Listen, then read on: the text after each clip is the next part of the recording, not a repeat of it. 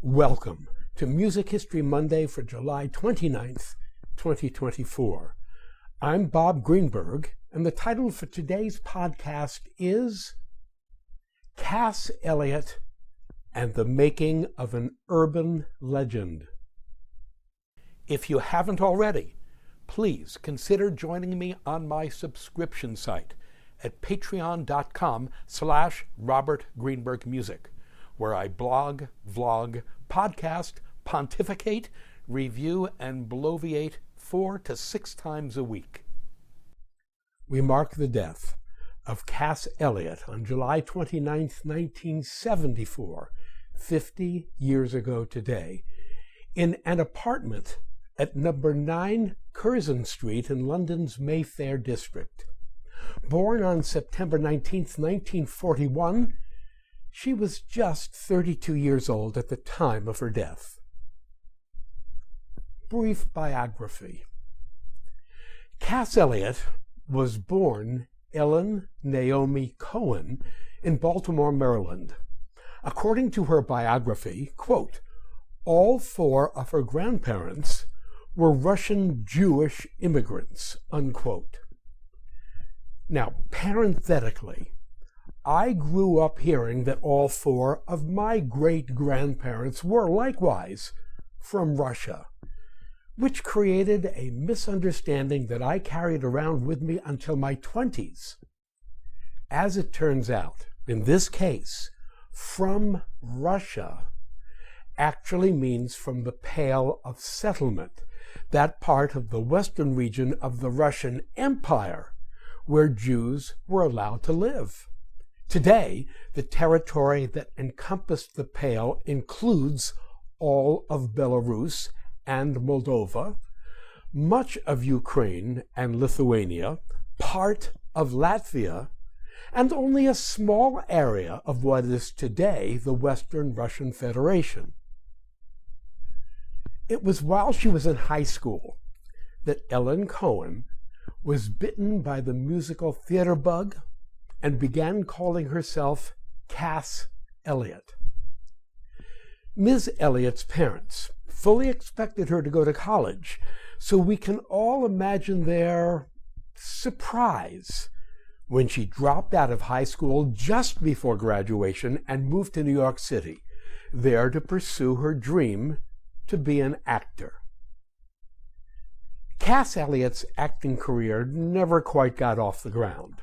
Yes, she was part of a touring production of The Music Man, but her one and only shot at the big time came and went when she lost the part of Miss Marmelstein in the Broadway show I Can Get It For You Wholesale to an up-and-comer named Barbara Streisand. It was as a singer that Cass Elliot made her mark.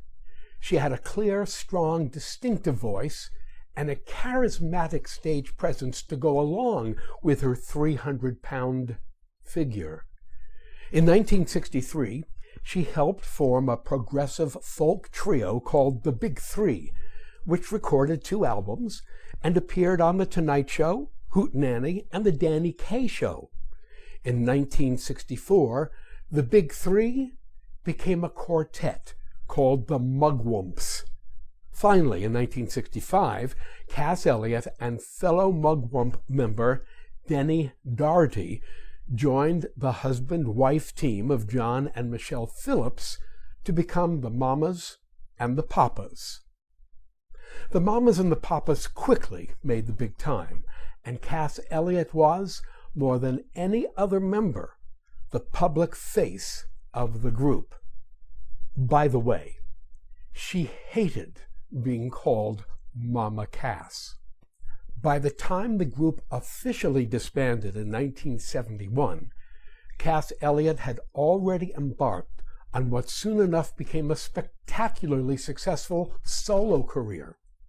She debuted her first solo album, was interviewed in Rolling Stone magazine, and appeared on pretty much every important interview and variety show on TV, including those hosted by Johnny Carson, Mike Douglas, Julie Andrews, Andy Williams, Johnny Cash, Red Skelton, Ed Sullivan, Tom Jones, and Carol Burnett. Cass Elliot as a walking risk factor. Cass Elliot's cardiac health was that proverbial ticking time bomb, exacerbated an order of magnitude or two, four, or whatever by her lifestyle.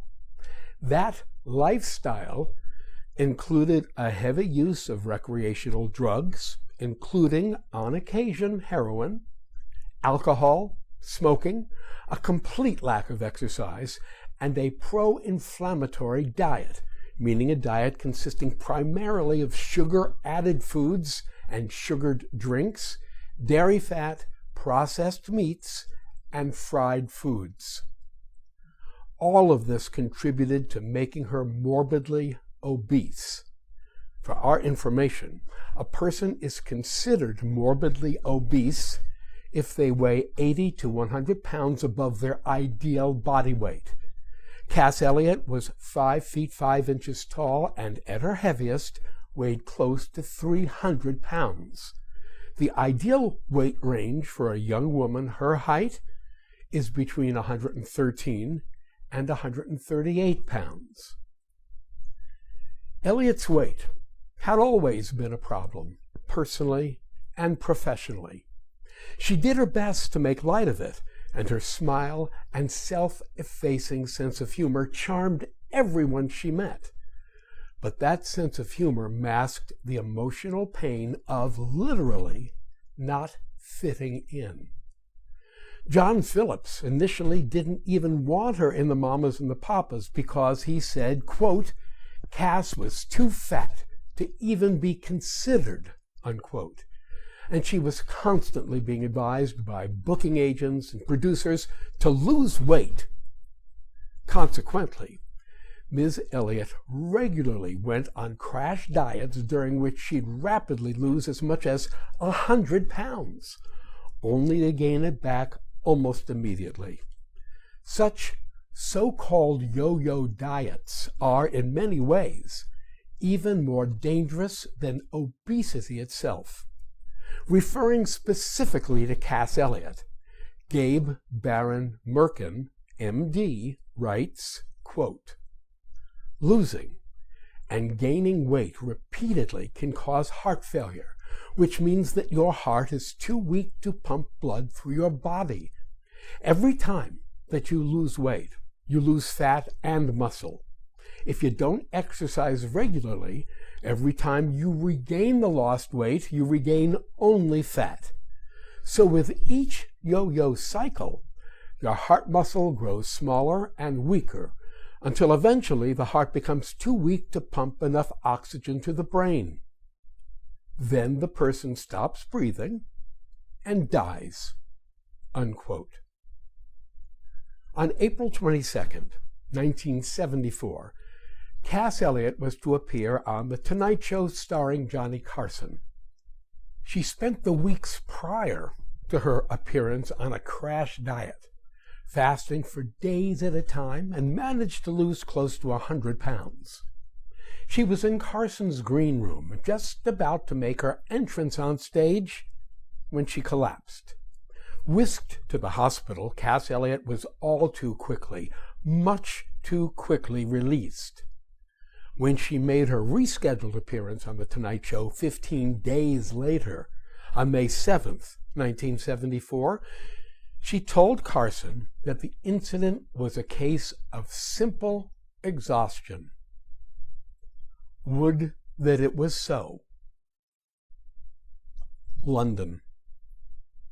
Some 6 weeks later, Cass Elliot crossed the pond to perform as a solo act for 2 weeks at London's Palladium. The Palladium is a 2,286-seat theater in London's West End district of Soho, where virtually every big name in the business has performed since its opening in 1910. Performing solo at the Palladium was for Ellen Naomi Cohen / Cass Elliot a lifelong ambition, a dream come true.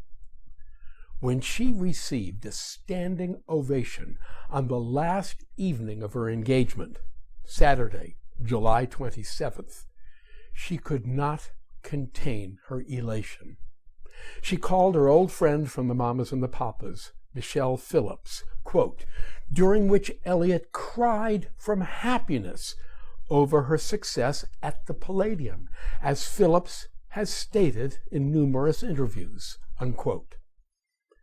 From the moment Cass Elliot hung up the phone with Michelle Phillips, it was party time, and she embarked on what turned out to be a nearly 24-hour bender. First, it was off to Tite Street in Chelsea, where she attended Mick Jagger's 31st birthday party. From there, it was off to a brunch that was given in her honor by the British singer Georgia Brown, born Lillian Claire Clott, 1933 to 1992. According to Elliot's biographer, Eddie Fiegel, her spirits at the brunch were high, but she was frequently blowing her nose, coughing, and having some trouble breathing. But that didn't stop her from moving on to yet another party, this one a cocktail party hosted by the American entertainment journalist Jack Martin. At about 8 p.m. on the evening of Sunday, July 28th, nearly 24 hours after that standing ovation at the Palladium, Cass Elliot hit the wall. Physically exhausted, she left Jack Martin's cocktail party saying she was tired and needed to get some sleep. She returned to her apartment at number 9 Curzon Street in London's Mayfair district, an apartment that belonged to her friend, the American singer-songwriter Harry Nilsson, 1941 to 1994. Sometime in the early morning hours of Monday, July 29th, 1974, 50 years ago today, Cass Elliot, fast asleep, suffered a heart attack and died. It took some time to discover her body. Visitors to the apartment came and went, assuming that Elliot was getting some well-deserved sleep. It was only after Cass Elliot's secretary, Dot McLeod, repeatedly tried to contact her that someone went in to check on her and found her dead in bed. The urban myth: blame the fat lady. Lindsay Zolads, writing in the New York Times on May 9, 2024, tells us what happened just before Cass Elliot went to bed on Sunday, July 28, 1974. Quote, Elliot told her friend, Joe Croyle, a dancer in her show who was crashing with her at Harry Nilsson's pad, that she was going to take a bath and turn in early because she was exhausted. Croyle figured she would be hungry, so he fixed her a sandwich with ham, the only thing he could find in the fridge, along with some Coca-Cola.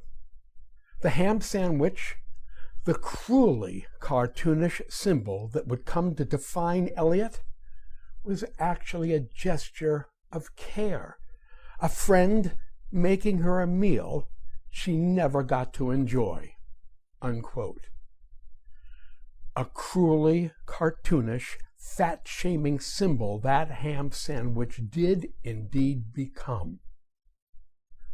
On discovering that Cass Elliot was dead, calls were made, including one to her agent, Alan Carr, who was in London for Elliot's gig at the Palladium.